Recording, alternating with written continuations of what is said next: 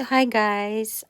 Short lang kasi nami-miss ko lang yung mga pusa ko, yung mga baby pusa ko. So, yan si Winter, tsaka si Autumn. Pareho silang British short hair breed na cats. Yan, ang cute nila na. 3 months pa lang si Winter, 4 months pa lang si Autumn. Babae tsaka lalaki, magjowa. Bumili ako ng magjowa.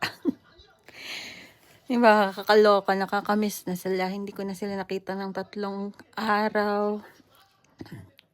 Kasi usually everyday, nagkaka-video call ko yung mga pusa ko. Kaya lang, ang hirap talaga ng malayo. Mahirap makiusap sa mga taong nag-aalaga.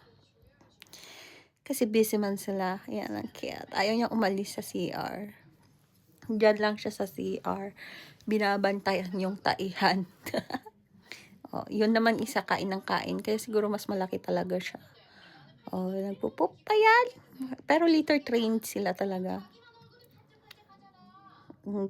Ang ano naman, ang ganda, 'di ba? Litter tray ng mga cats. Tapos bumili ako ng bahay-bahay nila para pag nandiyan sila.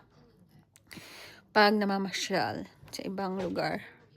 At least may sarili silang bahay.